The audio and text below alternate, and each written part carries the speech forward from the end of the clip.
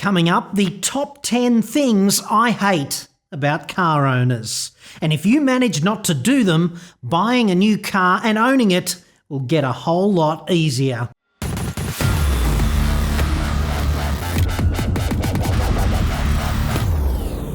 I'm John Cadogan, the Senior Drill Instructor of Tough Love here at autoexpert.com.au, the place where Aussie new car buyers save thousands on their next new cars. Think of it as Paris Island for new recruit car buyers. Hit me up on the website for that. We'll run uphill together in lockstep. It'll be emotional.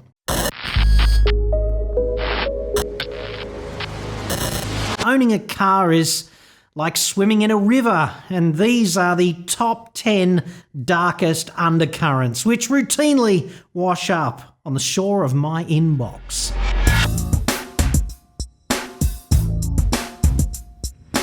That's right, P.P.R.S, post-purchase research syndrome. My inbox cries me a river on this. People do it all the time and it's just nuts. Good safety tip, buying a car always works better when research predates purchase. Diagnosis before operating, purchase the ingredients before cooking dinner, wait for everyone to go out before closing the curtains and riffing a bit of air guitar to Van Halen, nude on the dining room table. Giving a bit too much away, do you think? Do a deal with yourself. Don't read any reviews after you buy the damn car. Read plenty beforehand. Measure twice, cut once. I'm fairly certain some people have dissatisfaction homeostasis. They're just not happy if they're experiencing too few problems. These messages I get start with, I've read that particular car I own will, I don't know, bite my cock off if I don't run it on 98? What the fuck are you doing here? It's not Friday. What should I do? My car is unproblematic, but the cockbiting reports really worry me. I need something to be obsessed about. What do you recommend, John? Well, definitely don't attempt to fix it. This is such a male mental defect, fixing non-problems. The way to fix it is go to the pub, sit out the front and watch young hotties walk past. This is good for solving a whole range of non-hypercritical problems. Pulling left is a classic. I get this a lot. I've just bought new car X and it pulls to the left. The dealership investigated the first 15 times I complained, but now they just tell me there's nothing wrong and I feel like they're brushing me. In breaking news, here in Australia, in Japan, in the UK and other markets like Macau, where they drive on the left, cars pull left. That's partly because roads have a crown in the transverse plane and we're driving on the left edge of that crown. Gravity pulls the car downhill. The crown is there to stop water pooling in the middle of the road when it rains. It's only slight. It's also better if you fall asleep at the wheel because pulling left reduces the likelihood of a head-on collision. And if you live in America or Europe, just cross out left and insert right. It's not a defect. If your car does not have a problem, do not go looking for one and definitely don't fix it. Try manifesting a state of happiness, contentment. Don't stress. I'm sure something will go wrong soon. But now, in the moment, just be like, I don't know, Heathcliff and Catherine on the damn moors. I don't think I've ever made an Emily Bronte Wuthering Heights reference in any report, never before, and probably never again, lest you think I'm a fag.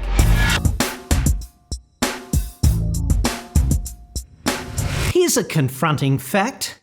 If you have rough prison sex with your car and it's never the same again, it's really not the car maker's problem.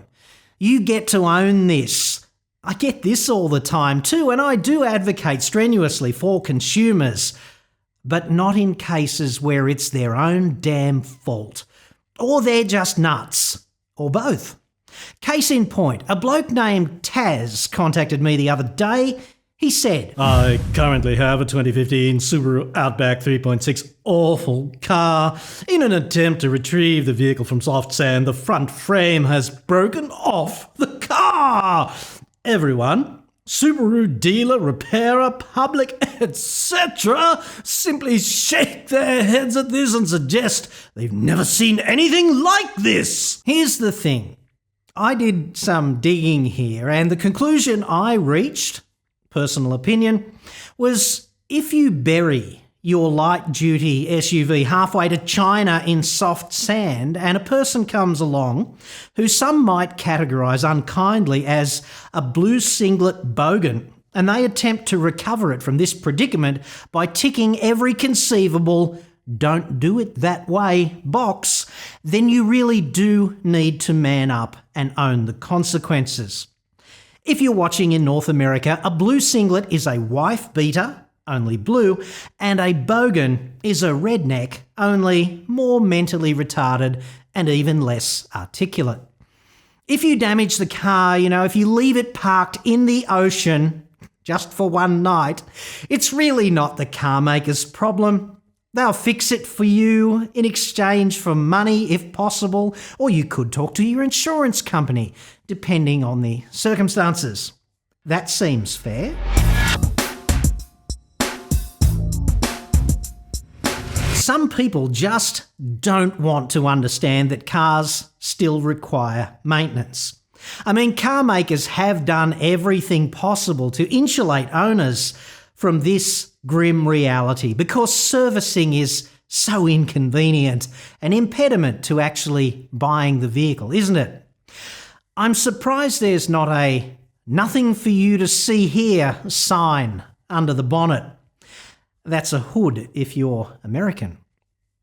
The fact that service intervals are commonly 12 months and 15,000 kilometres is exceptional, a testament to brilliant engineering, in particular chemical engineering of synthetic oil. It's a real accomplishment. Some people, however, still want to stretch the boundaries. You need to realise that servicing is a contract between you and the car maker. If you breach that contract by not getting the car serviced according to the schedule, you void the warranty. And you need to know, I get this all the time too, when it comes to servicing, it's due at the time or the distance, whichever comes first. You cannot say, "But I only drove 2,000 kilometres in the past 12 months. Surely I don't need a service." Time or distance, baby, whichever comes first. The oil in your engine is in a living hell if you don't drive much. It's Guantanamo Bay down there in the sump if you're a short distance driver. The amount of water that gets into oil if you only do short distance driving is astounding. I had this guy a few months ago, has the turbo blow in his Hyundai iMax, on the highway, long way from home, family in the car, very inconvenient. I ring him. The car is more than a year overdue for service. It's like 18 months overdue, and that means it's been running on the same oil for 2.5 years. I point this out diplomatically. I tell him there's no obligation on the car maker to pick up the tab, several $1,000 in repairs. He tells me, and this is as close as I remember it, "But my son is disabled. I haven't had time to get the car serviced." Now, I don't doubt that it's very challenging to have a disabled child, but it really doesn't constitute evidence in mitigation here. Right at that moment, when he said that, I lost all respect for that guy, have to say.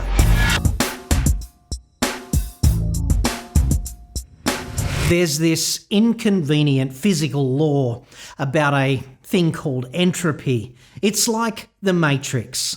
In the immortal words of Morpheus, entropy is everywhere. It is all around us, even now, in this very room. You can see it when you look out your window or when you turn on your television. You can feel it when you go to work, when you go to church, when you pay your taxes. Yeah, well, he should have been talking about entropy. Entropy is also the reason everything, including cars and even we humans, ultimately wear out. Cancer? Meet entropy. Oh, you've already met. Entropy is the trend to universal randomisation. It's why steel rusts and why the house always needs maintenance. Ultimately, big picture time, entropy imprints the arrow of time on the universe, and it consigns the universe, finally, to a state of heat death in which there is no free energy. Which is how you can tell the universe is just a mistake, because a real creator, especially an all-powerful one, just wouldn't do it that badly. Which is why religion is bullshit, because the entire universe is an accident. So the upshot is entropy works on your car continuously, undoing its precision over time and distance, making it more random. So don't complain when you get 160,000 kilometres down the track and the transmission makes a mess in its trousers. It's a miracle that it managed 4 laps of the Earth reliably. This seems predominantly to be a chick complaint, you know? My car's only done 160,000 Ks and I'm faced with a $4,000 repair bill. That's outrageous. I don't get that. Just pay the bill. Enjoy having more mobility than a Roman emperor or an Egyptian pharaoh. Just drive off into the sunset, or do you want fries with that?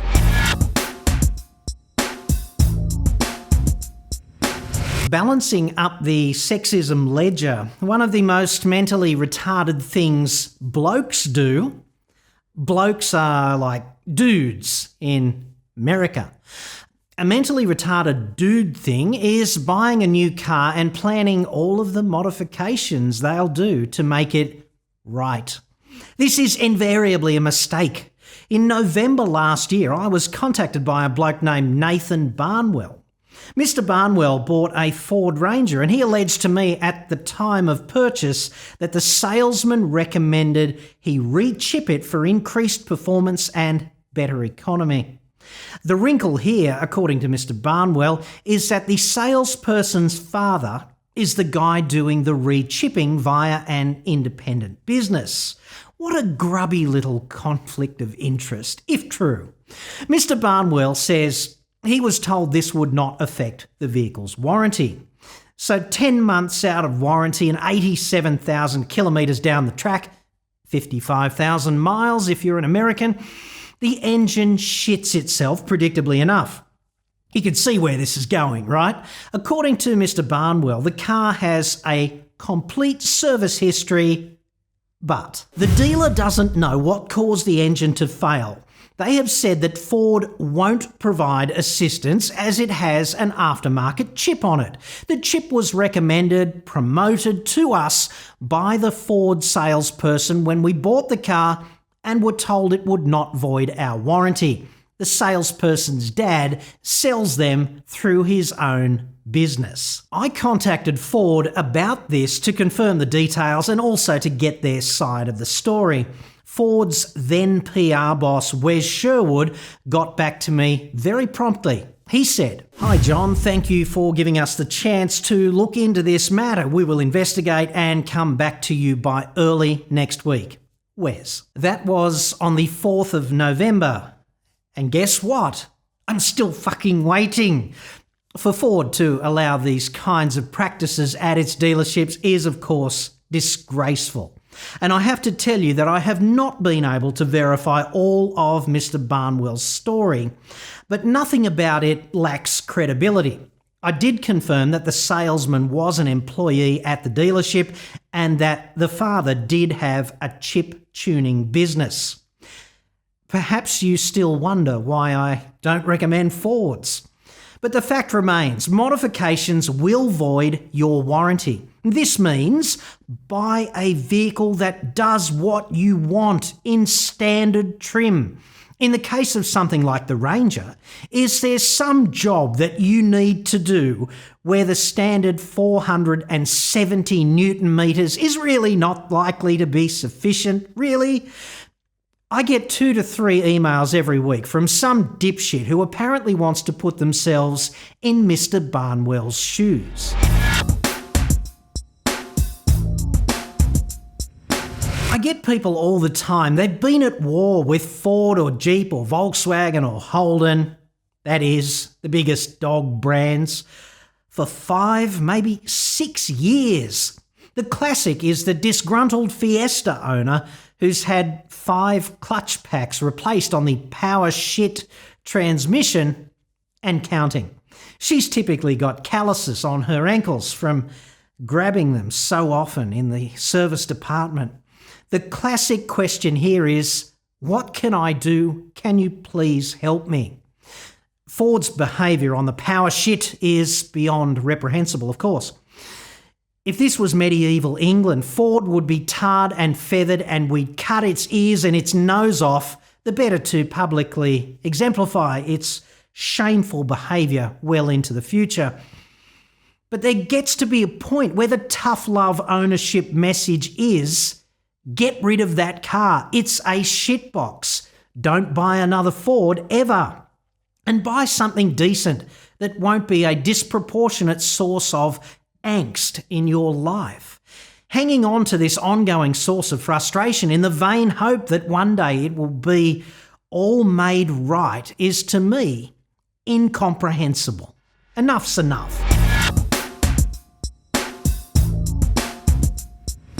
Toss arguers are awesome entertainment.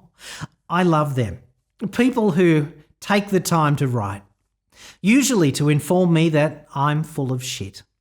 Because they own a Cruise, a Captiva, a Grand Cherokee, a Golf, a Mercedes-Benz CLA, whatever, some contemporary dog with fleas. I've had a Captiva for 5 years. Best damn car I've ever owned. You're full of shit. Like that. To these passionate correspondents, I would say, nice metadata analysis, dickhead. Buying a car is in part about the management of risk. And one of the key risks, the hardest one to get good advice on, incidentally, is to avoid owning a car that is an unreliable shit heap from a car maker that will leave you out in the cold if you have a problem. And the only way to do that is to take the dud brands off the table. Ford, Holden, Volkswagen, Jeep, Mercedes-Benz, Audi, and definitely do not buy any car with a poor reliability track record. You'll find a bunch of Grand Cherokee owners who are over the moon with their vehicles. Grand Cherokees are good to drive, awesome off-road, great for towing. And they look the business. They don't all shit themselves, obviously. Unfortunately, however, too many owners do have problems, and it's nightmare on friggin' Elm Street when they do.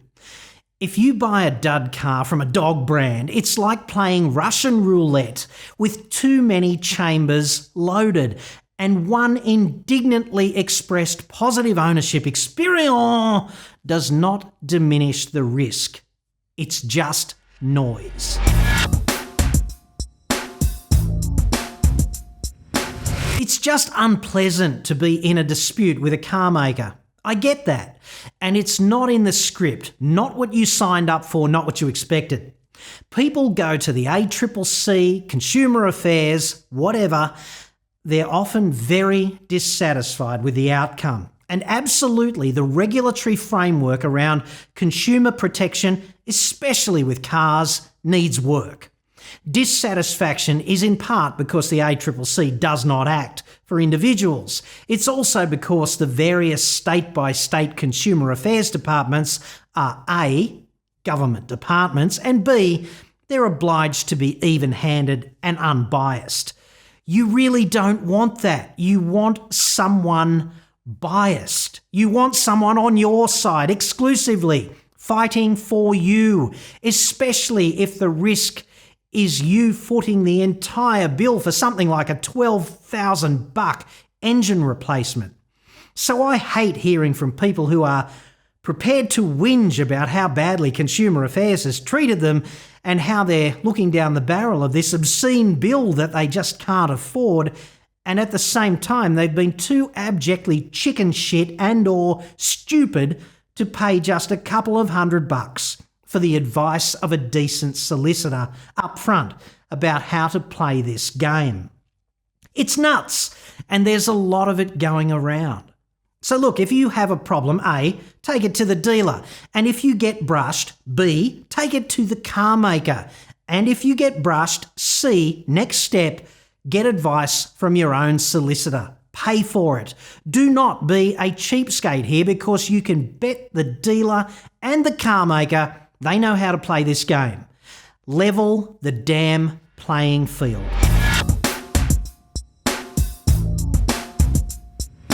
The worst thing about the online ecosystem is the voice it's given to uninformed opinion on everything.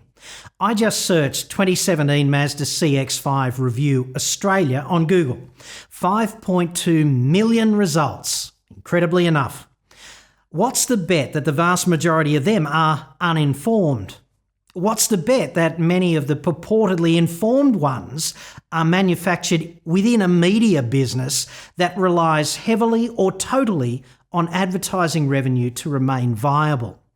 For example, Wheels magazine, which must be teetering on the brink of death commercially, does not disclaim, at least not anywhere that I could see, that Mazda flew one of its journalists to San Diego, undoubtedly a healthy 5-figure investment for the business class, all expenses, 5-star, fully paid logistic exercise. The unpaid quid pro quo here is a puff piece. What a nice vehicle. Wouldn't want to upset that cushy apple cart, would we? Or the advertising with critical comment that might be relevant to actual buyers. It's so insidious. This kind of relationship with the media is borderline cash for comment, and you cannot tell me it does not affect what is reported. If this happened in politics, the mighty would routinely fall, and they have fallen when exposed. It would be front page news, right?